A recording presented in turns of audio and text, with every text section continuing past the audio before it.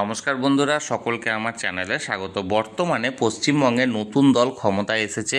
এখন এই নতুন দলের আগামী ৪৫ দিনের মধ্যে কোন কোন লক্ষ্যমাত্রা পূরণের ব্যাপারে তারা উদ্যোগী হবেন, সেই ব্যাপারে আজকের ভিডিওতে বিস্তারিতভাবে আলোচনা করব। ভিডিওটি অত্যন্ত গুরুত্বপূর্ণ, তাই প্রথম থেকে শেষ পর্যন্ত অবশ্যই ধৈর্য সহকারে দেখবেন এবং ভালো লেগে থাকলে অবশ্যই একটি লাইক করবেন এবং সকলের সঙ্গে শেয়ার করবেন। আর সেই সাথে চ্যানেলে প্রথমবার হলে অবশ্যই চ্যানেলটিকে সাবস্ক্রাইব করে নিতে ভুলবেন না। তাহলে চলুন আমরা বিস্তারিত জেনে নিই। আগামী ৪৫ দিনের মধ্যে কোন কোন প্রতিশ্রুতি রক্ষায় নতুন সরকার উদ্যোগী হবেন সেই ব্যাপারে আমরা এক এক করে জেনে নেব। সর্বপ্রথম যে প্রতিশ্রুতিটি ছিল সেটি হলো অনুপ্রবেশ নিয়ে জিরো টলারেন্স নীতি নেবে বিজেপি।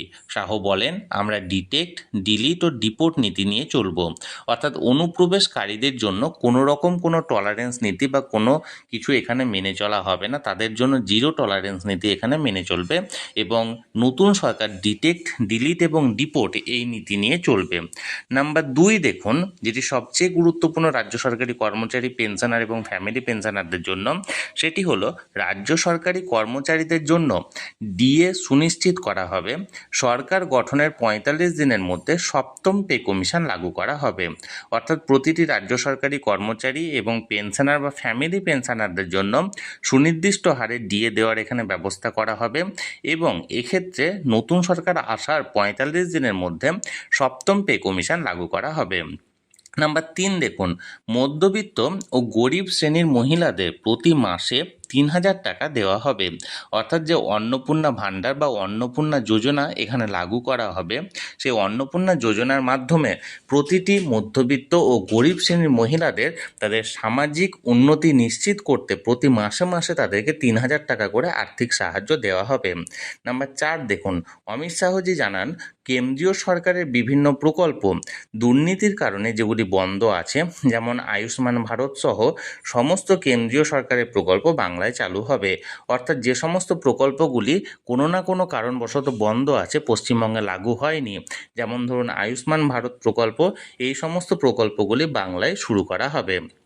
নাম্বার ৫ দেখুন, বাংলার সমস্ত প্রসূতিদের হাসপাতালে সন্তান জন্ম দেওয়ার ব্যবস্থা সুনিশ্চিত করা হবে। নারীদের স্বাস্থ্য পরিষেবা বৃদ্ধি ও ক্যান্সারের টিকাকরণ করা হবে। অর্থাৎ এটি একটি অত্যন্ত গুরুত্বপূর্ণ উদ্যোগ, যেটি সমস্ত মহিলাদের ক্ষেত্রে অত্যন্ত গুরুত্বপূর্ণ, কারণ এক্ষেত্রে সমস্ত প্রসূতিরা হাসপাতালে সন্তান জন্ম দিতে পারবেন এবং তাদের যে স্বাস্থ্য পরিষেবা বৃদ্ধি করা হবে এবং সবথেকে গুরুত্বপূর্ণ হচ্ছে ক্যান্সারের টিকাকরণ এক্ষেত্রে দেওয়া হবে। নাম্বার ৬ দেখুন, বাংলায় ৬ মাসের মধ্যে ইউসিসি বা ইউনিফর্ম সিভিল কোড লাগু করা হবে। নাম্বার ৭ দেখুন, বাংলার সীমান্ত থেকে গরু পাচার বন্ধ করা হবে। নাম্বার ৮ দেখুন, মহিলাদের সুরক্ষার জন্য দুর্গা সুরক্ষা স্কোয়াড নামে বিশেষ মহিলা ব্যাটালিয়ন তৈরি করা হবে। এর পাশাপাশি রাজ্যের সমস্ত সরকারি চাকরিতে মহিলাদের জন্য ৩৩% সংরক্ষণ করা হবে। অর্থাৎ একটা বিশেষ বাহিনী এখানে গড়ে তোলা হবে মহিলাদের সুরক্ষার জন্য, যার নাম দেওয়া হবে দুর্গা সুরক্ষা স্কোয়াড। এই বিশেষ স্কোয়াড মহিলাদের দ্বারাই অপারেট করা হবে এবং এর পাশাপাশি রাজ্যে ৩৩% সরকারি চাকরিতে মহিলাদের জন্য সংরক্ষণ করা হবে। অর্থাৎ ১০০ জনের যদি চাকরি হয়, তাহলে এক্ষেত্রে ৩৩ জন চাকরি পাবেন মহিলারা। নাম্বার ৯ দেখুন, ১ কোটি কর্মসংস্থানের ব্যবস্থা করা হবে। ক্ষুদ্র শিল্পের মাধ্যমে যুব সমাজকে স্বনির্ভর করা হবে এবং বেকার যুবক যুবতীদের কর্মসংস্থান না হওয়া পর্যন্ত মাসিক ৩,০০০ টাকা করে ভাতা দেওয়া হবে। অর্থাৎ প্রতিটি বেকার যুবতীরা যারা যতদিন পর্যন্ত তাদের কর্মসংস্থান না হচ্ছে, তারা প্রতি মাসে মাসে ৩,০০০ টাকা করে পাবেন। এবং এর পাশাপাশি নতুন সরকারের আমলে ১ কোটি কর্মসংস্থানের ব্যবস্থা করা হবে। এটি একটি অত্যন্ত বড় উদ্যোগ। এর পাশাপাশি দেখুন, রাজ্যের প্রত্যেক মৎস্যজীবীকে প্রধানমন্ত্রী মৎস্য সম্পদ যোজনার অন্তর্ভুক্ত করা হবে। এর পাশাপাশি পশ্চিমবঙ্গকে দেশের অন্যতম মাছ রপ্তানিকারক রাজ্যে পরিণত করা হবে।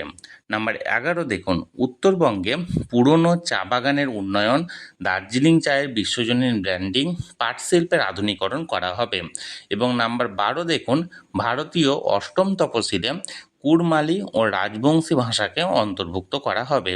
একটি বিশেষ বন্দে মাতারম সংগ্রহশালা করা হবে, ধর্মাচরণের স্বাধীনতা সুনিশ্চিত করার জন্য আইন বলবৎ করা হবে। তাহলে বন্ধুরা, নতুন দল নির্বাচনের আগে নির্বাচনী ইস্তেহার যেটা জারি করেছিল, সেই ইস্তেহারে প্রকাশিত অন্যতম গুরুত্বপূর্ণ প্রতিশ্রুতিগুলি নিয়ে আজকের ভিডিওতে আমি বিস্তারিতভাবে আলোচনা করলাম।